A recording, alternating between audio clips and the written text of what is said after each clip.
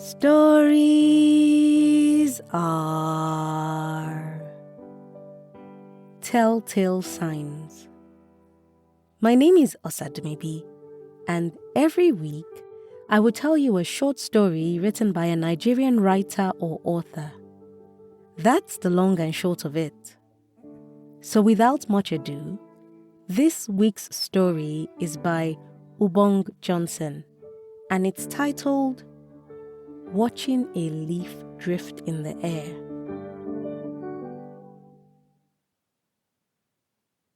Seated on a small stool in the parlor, I ate beans that afternoon, mother's eyes heavy on my back. A word hadn't left her mouth since 11 a.m. The last thing she said was, Jesus. It came out a whisper, as though the name was too solemn to be spoken aloud. Minutes after the word leaped, the printer to my mother's left side let out a jerk. The computer operator stretched from his seat and pulled a paper from it. He handed this paper to my mother, who folded it into a perfect square, and she pushed it into her bag.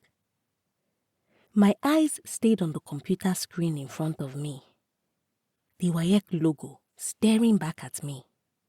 My 2 credits too. This was historical.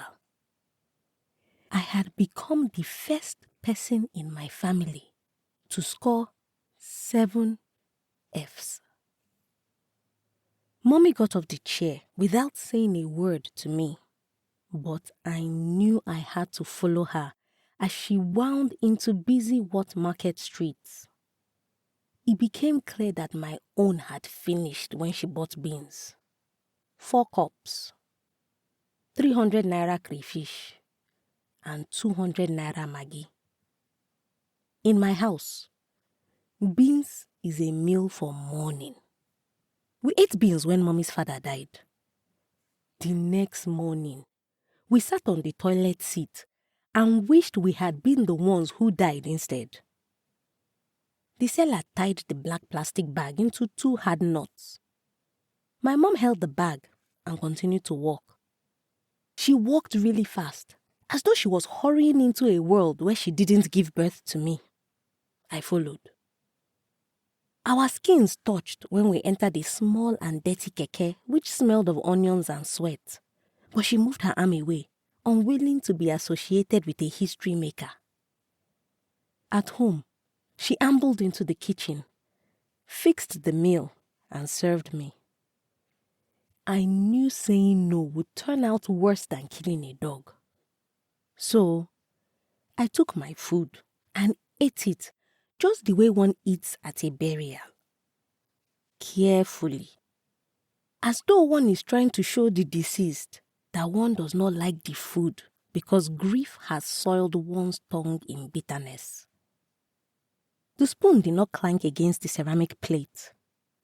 My teeth did not make a sound as they dug into the beans and, of course, stones.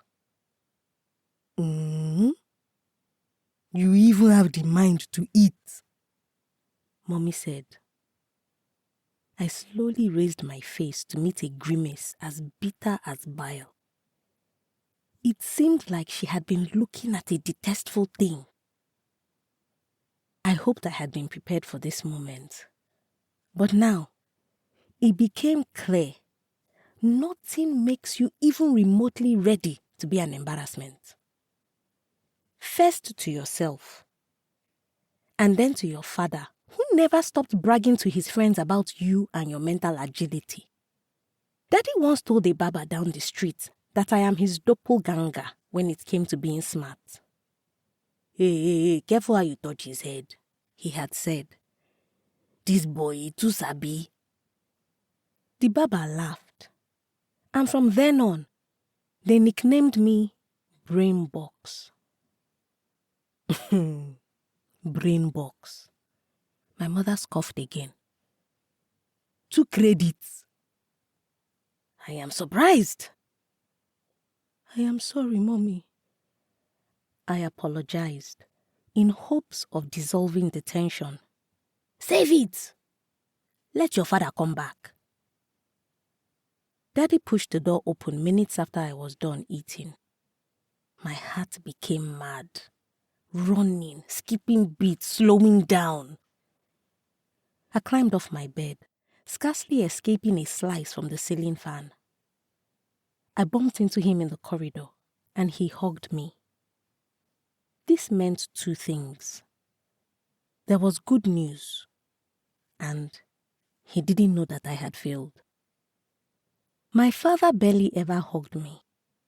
He shook my hands quite often, but hugs? Those were reserved for moments of bliss. The same way beans was reserved to announce a passing of a loved one, shaming or shunning. My eyes caught my mother behind me, and I looked away. Her face had softened from seeing this display.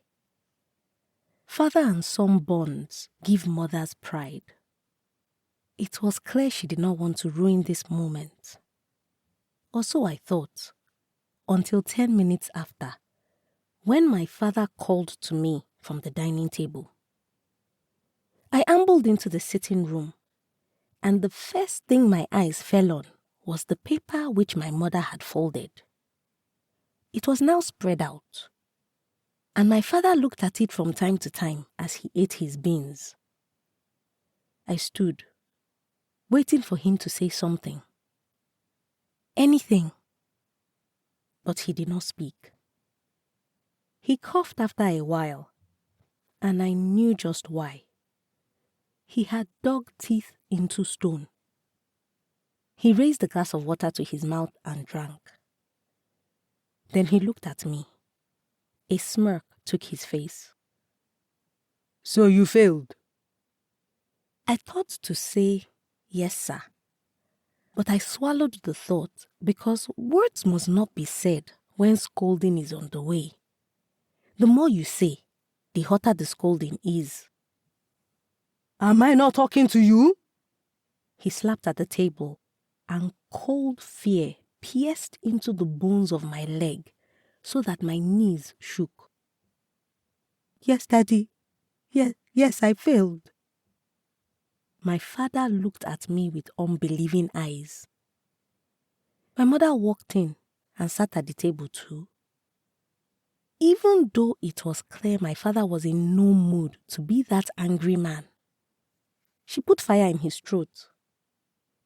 Now that I think of it, she only did this so that the scolding would happen once and for all, so that the fire would burn the hurt away, keeping it from reawakening whenever I did something stupid in the future.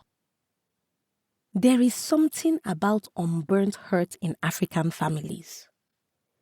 It is rekindled whenever you forget to warm food before going to bed, or whenever you are late for church, or whenever you refuse to be stepped on like a mat. My father scolded and scolded. And when he was done, when his voice had softened, he said, Look, I have told my friends that you are a pediatrician in the making. They think that you have admission to read medicine. Better pass the GCE that your mother has just registered for you. Do you hear me? I nodded, letting out a string of thanks and lofty promises. But pediatrician went on to fail his GCE and the next WAEC after that.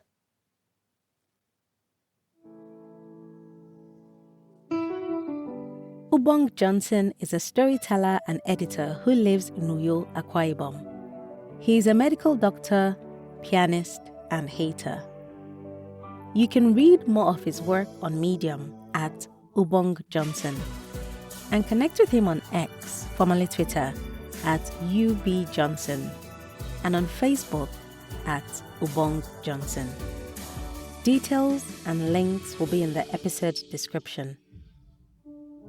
If you've got a story you would like to be featured on this podcast, or a published book you want to make into an audiobook, send an email to info@osademebi.com or send me a message at Osademebi on either Facebook, Instagram, LinkedIn, or X. I look forward to collaborating with you. And if you've enjoyed this week's episode, please subscribe, leave a review, and tell someone, everyone, that stories are a good escape for a few minutes each week.